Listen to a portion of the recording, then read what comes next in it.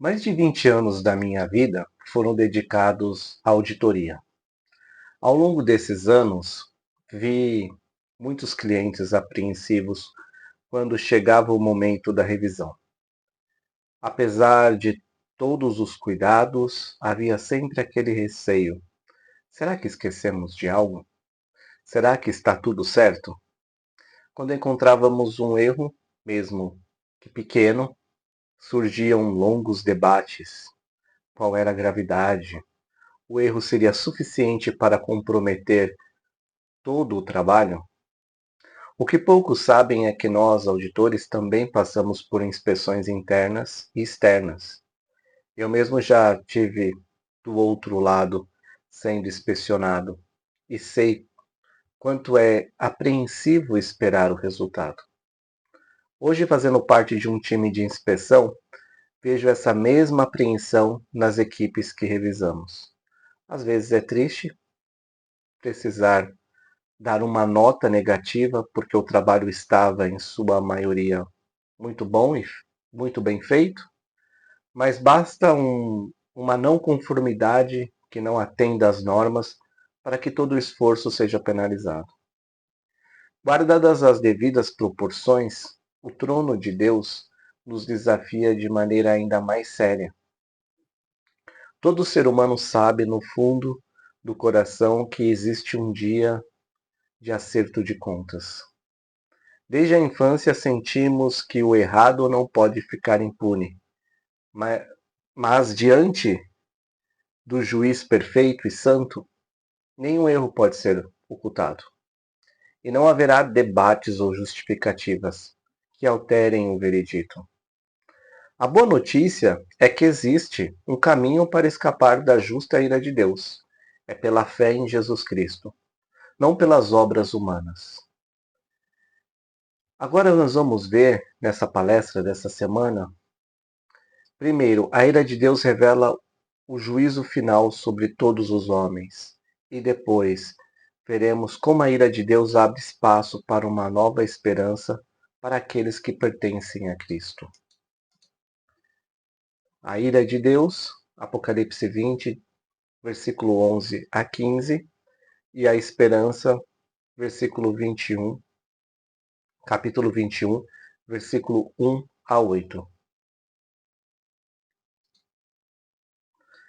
Quando pensamos em inspeções humanas, sabemos que pequenas falhas podem comprometer o todo. Mas diante do trono branco de Deus, não estamos lidando com normas humanas, mas com a santidade perfeita de Deus. Ou seja, um padrão santo, perfeito e justo. João vê um grande trono branco e todos os mortos, grandes e pequenos, em pé diante de Deus. Livros são abertos.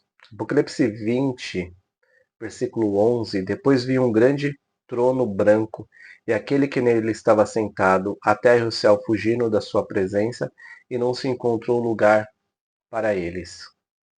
Ele começa depois vi.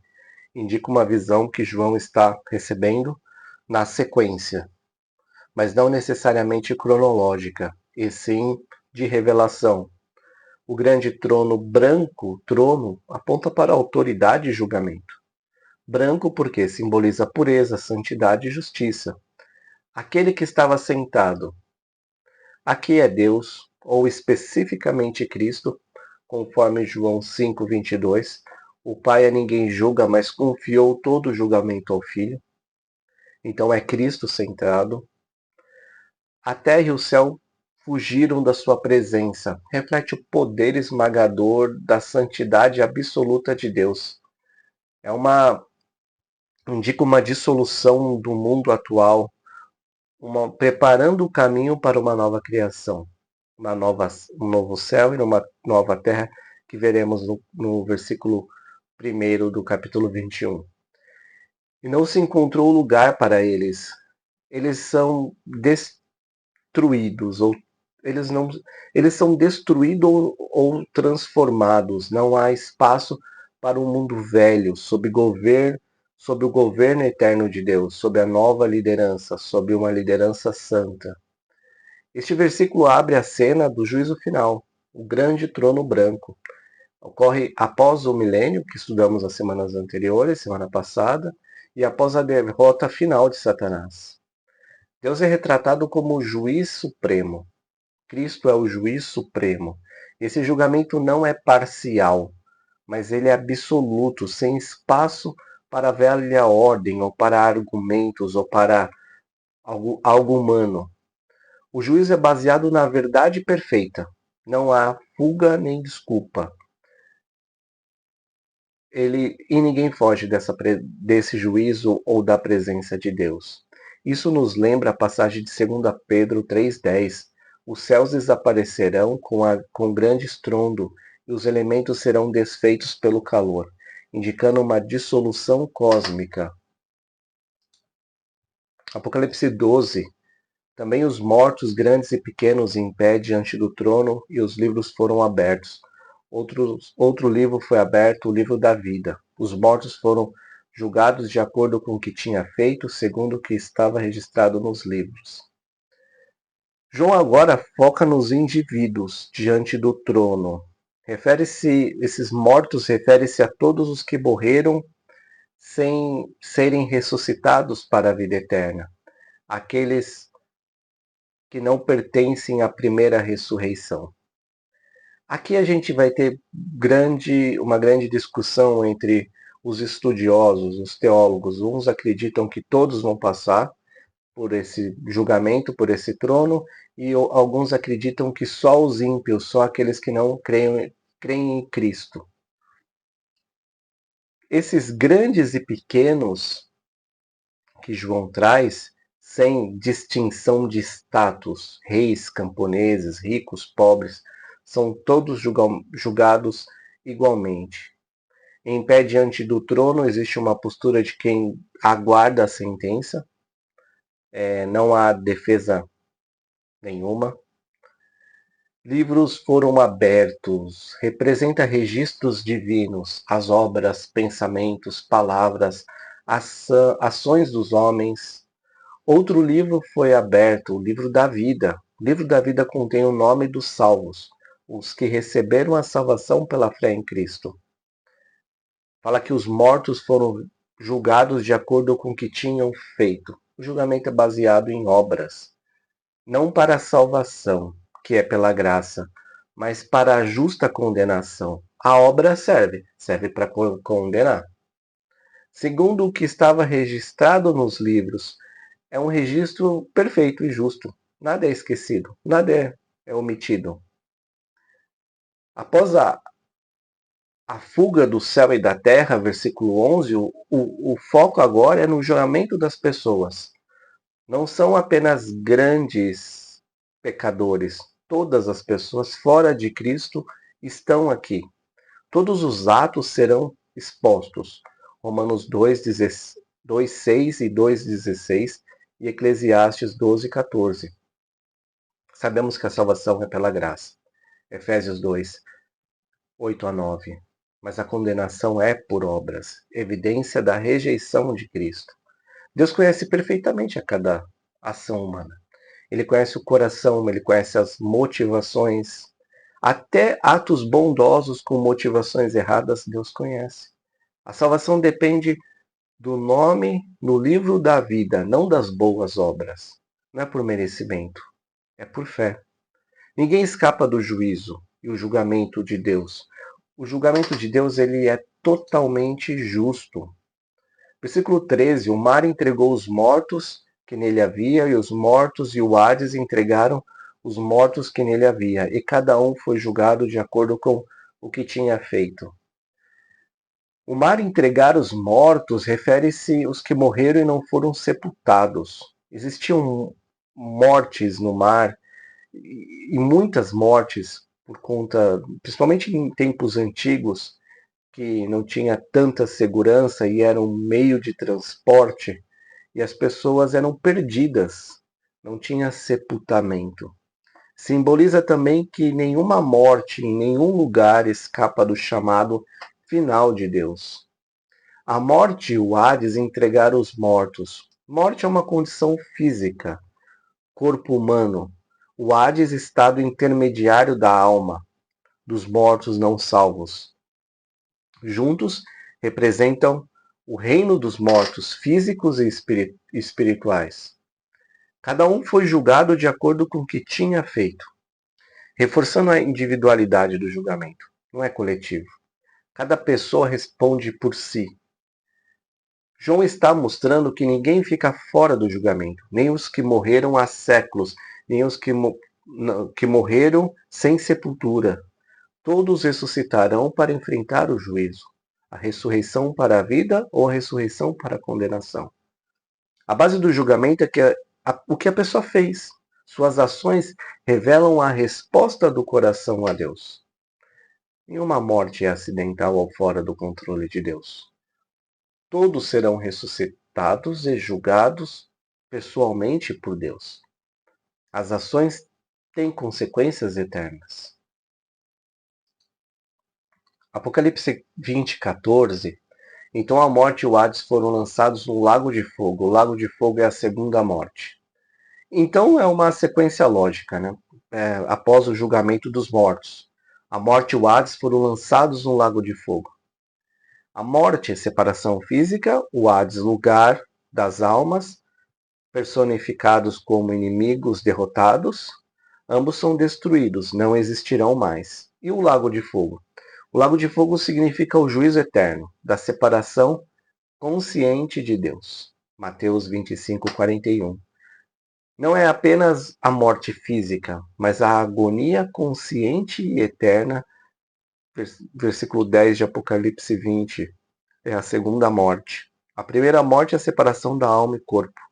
A segunda morte, separação eterna da presença de Deus. Ou melhor, o castigo eterno. A morte será totalmente abolida. 1 Coríntios 15:26. O último inimigo a ser destruído é a morte. O lago de fogo é real e eterno. Uma realidade ensinada por Jesus. Mateus 13:42, 25:41. Deus derrota completamente a morte e todo o poder do pecado. Aqueles que não têm vida em Cristo experimentarão a segunda morte. Aqueles que não têm vida em Cristo experimentarão a segunda morte. A eternidade separada de Deus, ela é real e terrível. Versículo 15. Aquele cujo nome não foi encontrado no livro da vida foi lançado no lago de fogo. Aquele novamente é singular, o julgamento é individual, não é coletivo. O nome encontrado no livro da vida, o livro da vida contém o nome daqueles que receberam a vida eterna pela fé em Jesus Cristo. Se o nome não está lá, significa que não creram e não foram salvos. João 3,18. Quem não crê já está condenado. E lançado no lago de fogo é a consequência final e o castigo eterno, a separação consciente de Deus, chamado de segunda morte. Sem mais apelação, sem mais oportunidade. A base última do destino eterno não são as obras. Essas apenas confirmam a natureza do coração. Mas se o nome está ou não no livro da vida, isso que é o importante. O juízo para quem rejeitou a graça, Hebreus 10, 26 a 27. A vida eterna é recebida, não conquistada. Ou seja, a rejeição de Cristo tem consequências eternas. O tempo para ter um nome escrito no livro da vida é nesse tempo, é agora, antes que tudo acabe. E é pela fé. Pela fé na obra de Cristo. Por entregar a vida a Ele, reconhecer Ele como Senhor e Salvador e segui-lo. Com isso a gente chega ao nosso primeiro princípio. A ira de Deus é real. Somente a fé em Cristo escreve nosso nome no livro da vida. A ira de Deus é real. Somente a fé em Cristo escreve o nosso nome no livro da vida. Assim como na auditoria um erro pode condenar todo o trabalho, no tribunal de Deus qualquer pecado condena. Mas em Cristo a sentença é substituída pela graça. Você tem tentado apresentar um bom relatório para Deus, baseado em suas próprias obras, ou suas conquistas, ou a sua tentativa de agradá-lo, esperando que no geral esteja tudo bem? Ou você reconhece que nenhuma obra humana é suficiente e que somente a fé em Jesus garante que seu nome esteja no livro da vida? Se hoje Deus abrisse o livro da sua vida, o que revelaria? Confiança em si mesmo? Ou total dependência na justiça de Cristo? Seu coração está inquieto tentando controlar sua aceitação por Deus? Ou repousa com segurança na obra consumada do Cordeiro? Hoje é o tempo de descansar na única esperança verdadeira, ser achado com Cristo e não nas nossas tentativas humanas.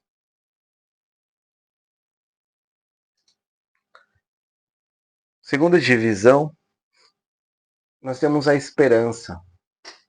Versículo 1 do capítulo 21. Então vi novos céus e a nova terra, pois o primeiro céu e a primeira terra tinham passado e o mar já não existia. João inicia uma nova visão, uma nova etapa depois do julgamento. Novos céus e nova terra. Não é a mera reforma ou reestruturação da criação antiga. É uma nova criação, segundo Pedro 3,3.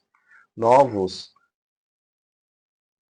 em grego é kainos, novo em qualidade, não apenas em tempo. Pois o primeiro céu e a primeira terra tinham passado. Tudo que foi corrompido, tudo que era corrompido pelo pecado foi eliminado.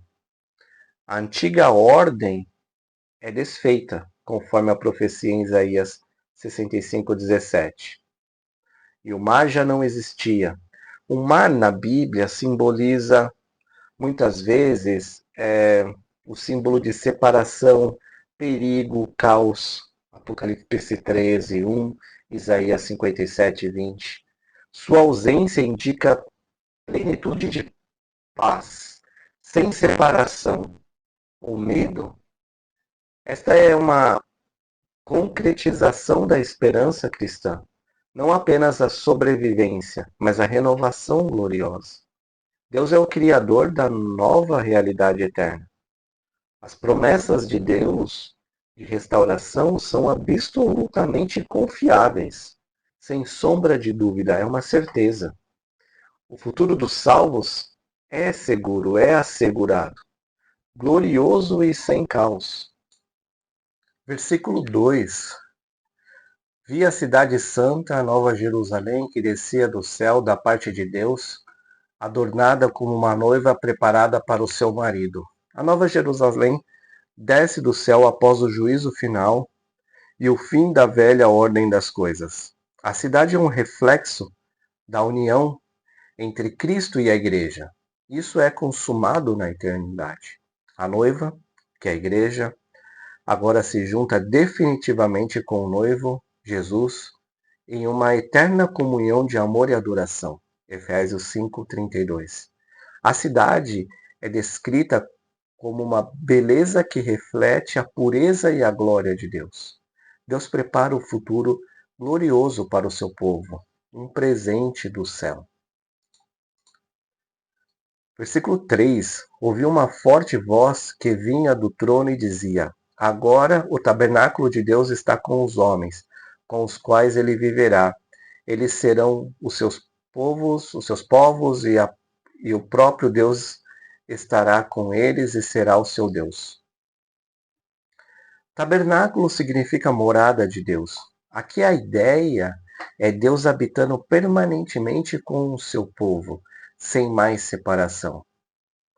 Deus terá presença contínua e visível com os seus redimidos, se relacionando perfeitamente com eles e eternamente. O próprio Deus estará com eles e será o seu Deus. Uma aliança eterna. Deus será Deus será o Deus deles e eles serão o seu povo. Uma promessa repetida desde o Antigo Testamento, Ezequiel 37, 27 e Levíticos 26, de 11 a 12. O maior presente da eternidade é a presença de Deus, não as bênçãos materiais. Deus deseja habitar eternamente com o seu povo. Versículo 4: Ele enxugará dos seus olhos toda lágrima, não haverá mais morte, nem tristeza, nem choro, nem dor, pois a antiga ordem já passou. A ação é pessoal. Deus mesmo irá consolar cada pessoa individualmente. Não é apenas o cessar do sofrimento, é Deus trabalhando pessoalmente na dor de cada coração. Um coração transformado, um coração em Deus, longe do pecado. Não haverá mais morte, nem tristeza, nem choro, nem dor. A lista das 4 realidades da velha criação ou da ordem antiga que não existirão mais: morte, separação física e espiritual eliminada, tristeza, sentimento de perda desaparecido, choro, expressão do sofrimento abolida, dor, tanto física quanto emocional, extinta, pois a antiga ordem já passou.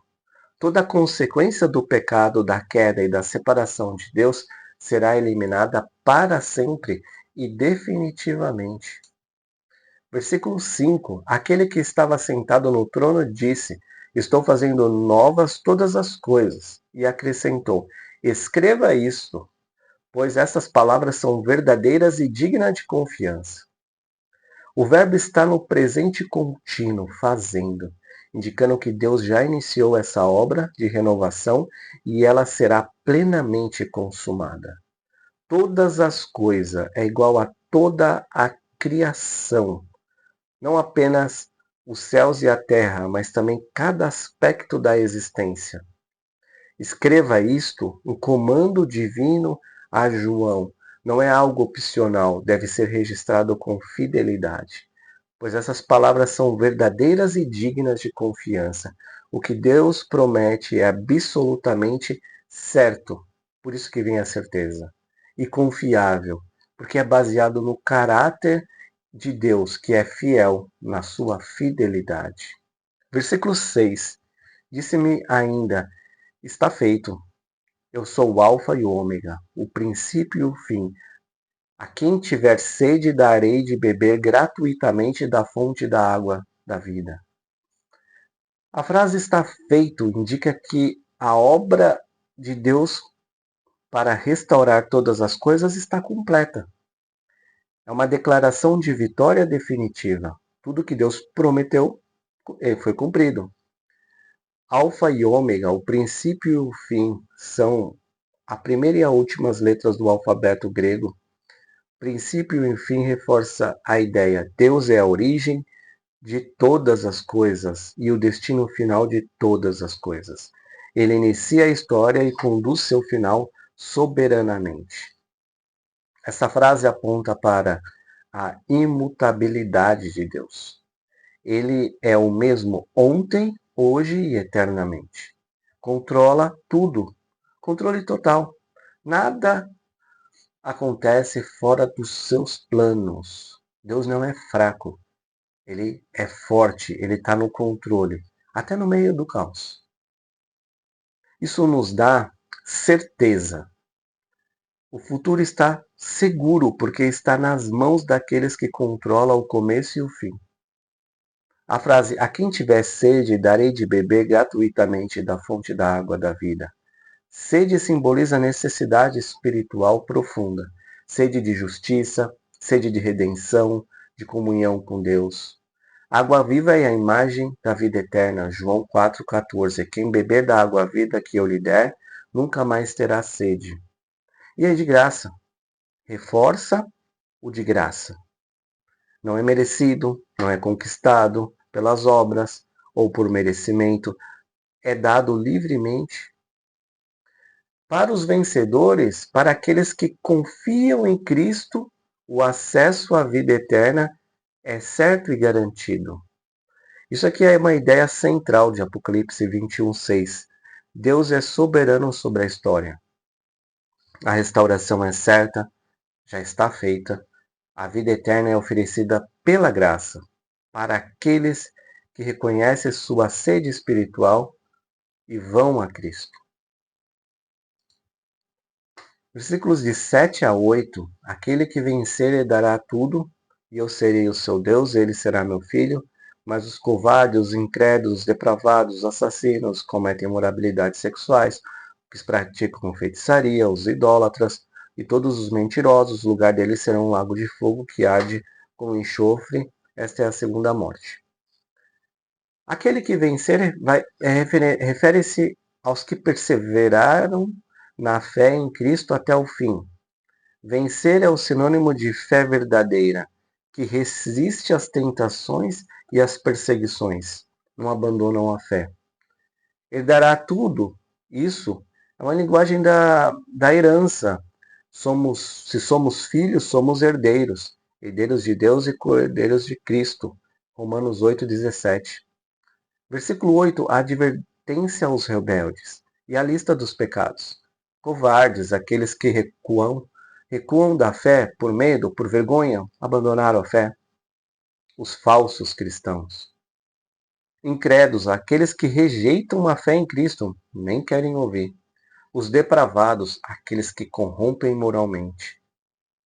Os assassinos, matam física e espiritualmente. Os imorais sexuais, toda prática sexual fora dos padrões de Deus.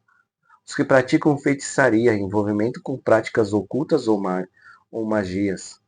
Os idólatras, aqueles que adoram qualquer coisa no lugar de Deus. Mentirosos, aquele cuja vida é marcada pela falsidade e engano, estão debaixo da paternidade do Satanás.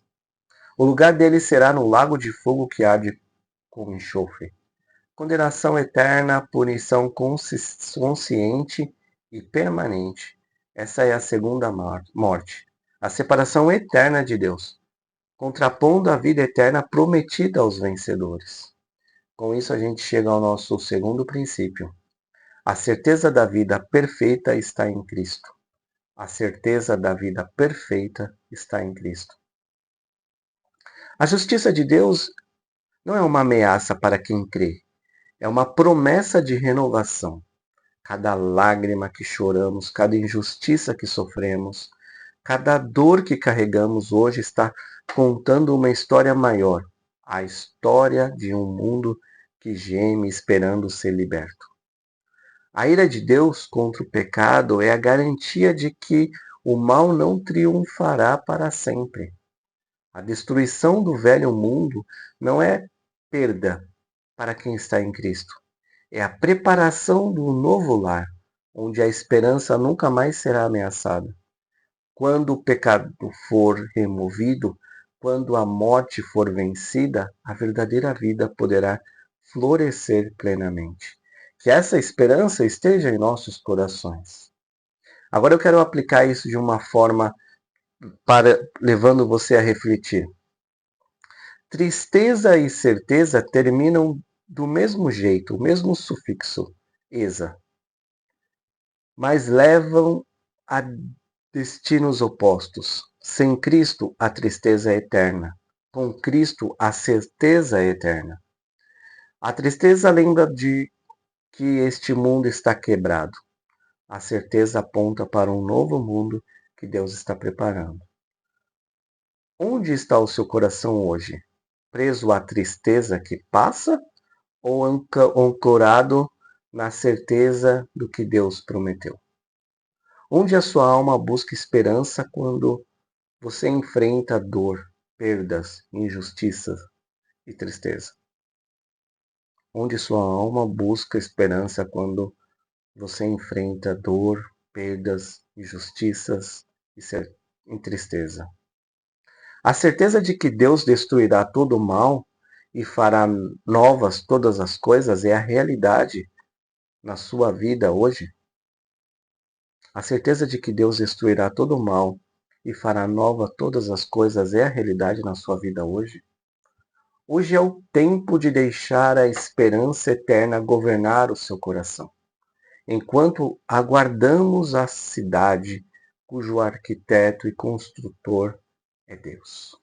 Ótima semana, até semana que vem.